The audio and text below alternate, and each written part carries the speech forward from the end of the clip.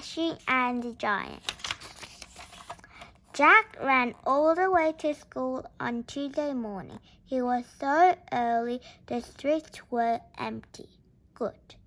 That meant he would have plenty of time to hear Tashi's new story. Tashi was Jack's new friend.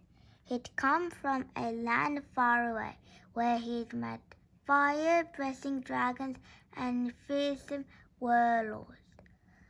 Today, Tashi had promised the story of Chintu the Giant. Tashi was waiting for Jack on a sit by the cricket pitch. So said Jack, when he stopped puffing and they were sitting comfortably.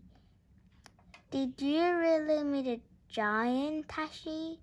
Yes, said Tashi. It was like this. Do you remember how I tricked the dragon and put out his fire? Well, the dragon was furious and he flew to the castle where his friend Chintu the Giant lived. The dragon told him about I had done, and Chintu boomed. Fee, fi, fo, fum, I'll cast that boy for you by gum.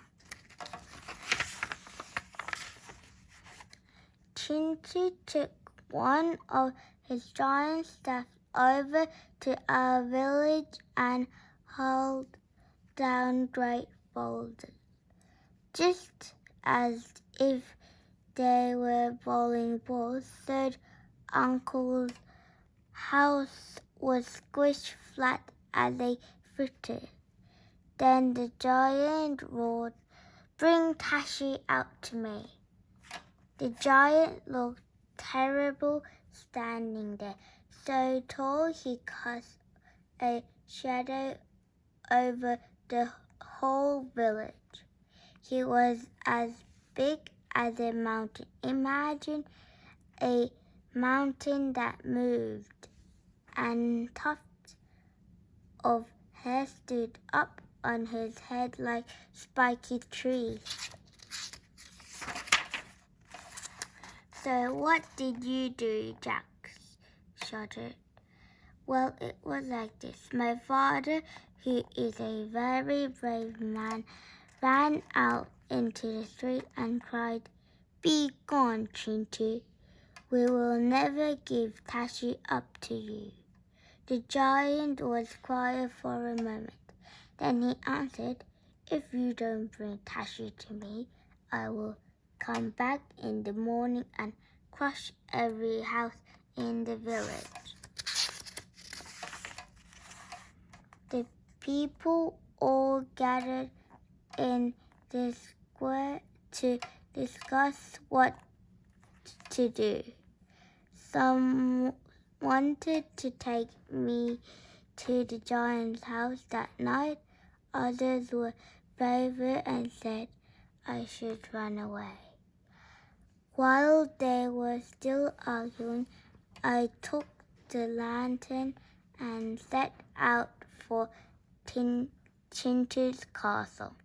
I walked and walked until finally there before me was the giant's castle, towering up to the sky. One path led up to a great store and windows filled with light, but other led down some winding stone steps.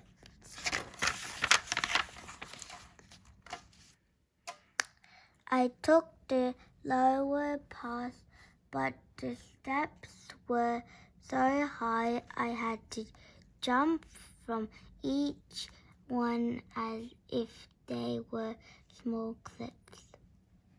After a while I sped an arched wooden door. It was locked and I pushed it to open. It gave a growling creak and voice called out, Who's there?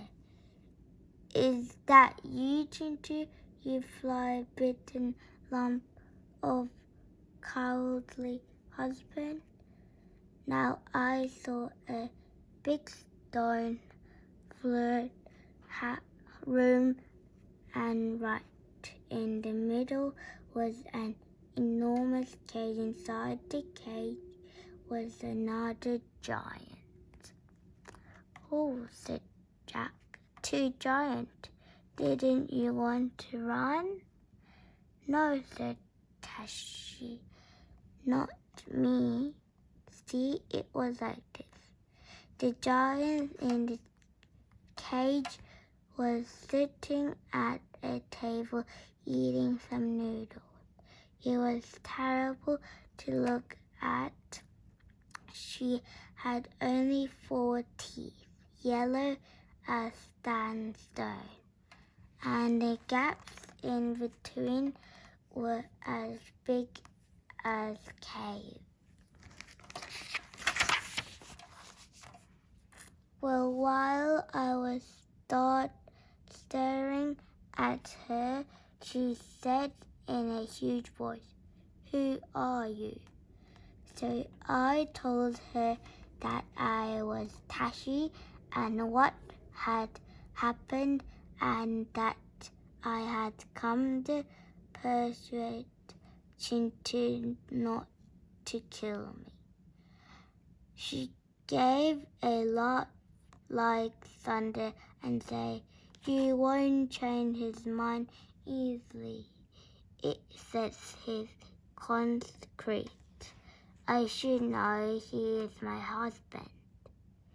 He tricked me into a cage and locked me up, all because we had an argument about the best way to make dumplings.